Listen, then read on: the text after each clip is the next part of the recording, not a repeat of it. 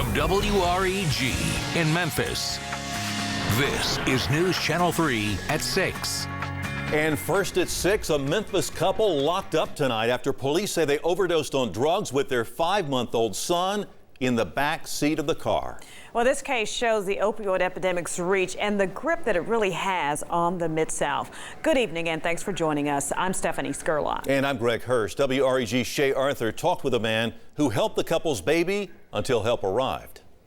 Tonight, a 5-month-old baby safe. His parents, Jerome Adair and Kiarsha Crump, in jail. Memphis police say they overdosed on drugs. They was both slumped over and they was foaming from the mouth. Memphis firefighters gave them Narcan to fight the drug's effects. Alfonso Parrish grabbed the couple's infant son from the backseat of the car before first responders arrived. Parrish's father first noticed the basically unconscious couple in front of their North Memphis home off Chelsea yesterday evening and called 911. He heard her riding the engine. He noticed that the car wasn't moving, so that's when he came out. And he noticed that they wasn't responding. These marks show where they tried to drive up the driveway. Also still here tonight, syringes, once filled with that life-saving medication. I've seen it happen to certain, people before, so I knew what it was. That's why I got the baby out, because I didn't want him to be exposed to it or have to, go through it or whatnot. As a father, when Parrish thinks about the baby, he's scared. Horrifying to me to know that a child could be exposed to this and coming up thinking, that it's right. As scary and sad as the story is, Parrish is thankful the couple he has never seen before stopped in front of his house. What if she's driving high speed on the interstate and the baby in the backseat? That was my thought. Adair and Crump were taken to the hospital. Once released, they were both arrested for outstanding warrants. Crump's mother picked up the baby, who he remains with tonight. In North Memphis, Shay Arthur, WREG, News Channel 3. Now, Narcan was used to save that couple's life, and now multiple agencies all across the Mid-South are carrying that overdose reversal drug when lives are on the line. Good to hear that child is okay. Well, nearly a year ago, this video of a couple overdosing on heroin surfaced on social media. It woke a lot of people up and brought the epidemic to the forefront here in Shelby County. According to the Sycamore Institute, the opioid epidemic has hit Tennessee especially hard. The number of hospital trips, even deaths related to opioids, continues to rise. A new website shows Shelby County reported 44 heroin overdose deaths in 2013. Now, they nearly doubled in 2014, and the number went up in 2015 also. They're still calculating the 2016 stats, but officials predict they will exceed every other year. For a link to that website, visit WREG.com and click on this story. It'll be under the on-air tab. We have a crime alert tonight. Memphis police on the lookout for a possible serial robber. 2 women say a man robbed them at gunpoint this morning. They were walking behind an IHOP on Union when the crime happened. We spoke with a victim, but she didn't want to show her face. And he looked at me and said, "You need to walk the other way. You need to go the other way." And we walked the other way, and as we were walking off, he said, "Go, go, go." The women called 911. Officers tracked down one of their cell phones. It was dumped on the side of the road. Detectives reportedly pulled a fingerprint from it. Police say there have been at least 6 robberies reported in that same area within the past 10 days. Well, breaking news from a prison just outside of Little Rock. Inmates at the Tucker unit of the Arkansas Department of Correction now have control of that facility. 6 inmates snatched keys from 3 correctional officers at the maximum security prison this afternoon. Now, they're reportedly holding officers hostage. There is no word on any injuries. The department says its emergency response teams are currently on the scene. We'll bring you more information just as soon as we get it. All right, Greg. Well, tonight on Manhunt Monday, a gunman is still on the loose 11 years after shooting 2 Olive Branch, Mississippi police officers. News Channel 3's April Thompson has one officer's story of survival. When I graduated from the academy, I was very excited. I was ready to get out here, ready to get to work. And then basically, as you know, less than 2 weeks afterwards, this incident happened. Officer Doug Stanek and his field training officer, Patrolman Mark Ayers, were on routine patrol June 29, 2006. They spotted a car parked on Old Goodman Road. The car didn't have its lights on. When the 2 officers pulled behind the car, the lights suddenly came on, and the driver pulled off. The car drove a short distance and pulled over again. So I thought perhaps they needed help. I turned the blue lights on and pulled up behind the guy, got out, talked to him for a second, asked him, if everything was okay, why he kept pulling over, if, he needed help. The man asked for directions. And I said, but, just let me see your license real quick. And that's when he said, sure. And then out came the gun and he shot me. Patrolman Ayers grabbed his radio and screamed help. Officer down! Officer down! Officer down! 260, what's your location? Motor place. Need an ambulance. I need a helicopter. Officer down.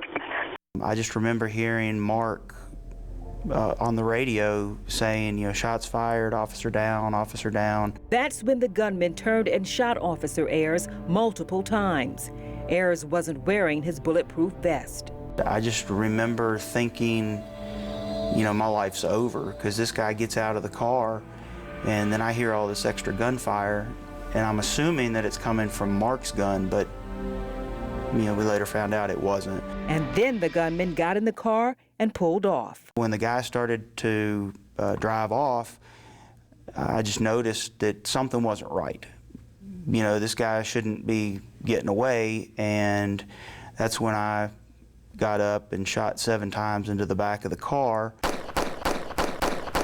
Turned around, saw Mark face down in the grass. Officer Ayers was airlifted to Regional 1 Hospital. The bullet pierced his spine, leaving him paralyzed from his chest down, confined to a wheelchair. I just thank God that, I'm still here, and that Mark's still here. And I tell people that, for whatever reason, God was on all 3 of our side that night, because that night, that man tried to kill me and Mark, and we're still here. And I tried to, kill him that night, after he did what he did to us. And for whatever reason, God said, it's not anybody's time. The bullet hit Stanek in his bulletproof vest, just inches above his heart. Olive Branch officers have spent 11 years searching for the gunman. There's 2 of our officers shot. I want to find, not necessarily me, but I want the Olive Branch Police Department to find out who did this and bring justice to those officers. Look at this picture. If you know this man or know who shot the officers, call the DeSoto County Crime Stoppers at 662-429-TIPS. All calls are confidential. April Thompson, News Channel 3, Manhunt Monday. Well, Olive Branch police say the gunman stole his getaway car from a church in North Memphis. Take another look at the suspect's sketch. Now, investigators say he could still be in this area. As for Officer Ayers, well, he retired from the police department a few weeks ago. Still waiting for a resolution to that case. All right, time now to talk weather at 6. All right.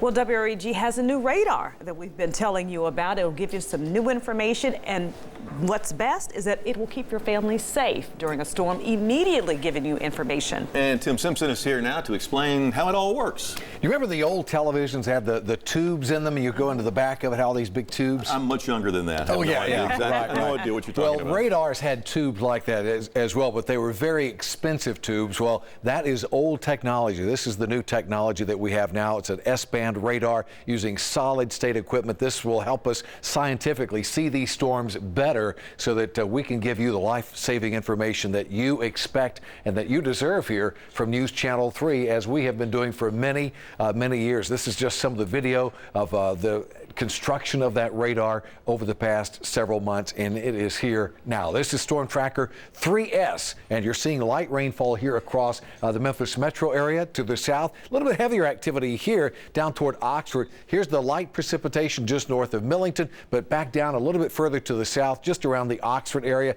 This storm cell here, some moderate amounts of rainfall. It is tracking off toward the east, toward Lone Star School, Buchanan, North Pontotoc, Ecru, and Cherry Valley. Sardis, Batesville area along Interstate 55, seeing some moderate to heavy rainfall here as well. You're going to be seeing a lot more with this radar, and we'll have a chance to use it, as you'll see in the forecast just ahead. Greg? All right, thank you, Tim. Well, the search is on tonight for the person responsible for dumping oil into Nonconon Creek. Jason Lurie says that he was collecting rocks when he spotted the sludge yesterday, and that's when he pulled out his camera, took these pictures. Lurie says that he called environmental groups and authorities after that discovery. And all these little fish are just trying to jump and get out of the way of this oil and gas, and they just can't make it. And you can just see them flipping and flopping out of the water. Now, the city of Memphis did send crews to assess the damage. The Tennessee Department of Environment and Conservation is also looking into this illegal dumping. The state says it's too early to tell how bad the damage is or how long it will take to clean up. But we'll keep watching it and keep you posted. All right, well, new at 6, former Memphis Mayor Willie Harrington says he plans to change the juvenile justice system. Well, and he plans to do it not only here in the Memphis area, but throughout the Mid-South. WREG recently learned Harrington met with officials in Clarksdale, Mississippi, and says there are more meetings possibly to come. Our Stacey Jacobson tells us how. Former Memphis Mayor Willie Harrington says his passion for helping young men started during a visit to the Juvenile Detention Center while he was in office. I said, son, this is no place to live your life.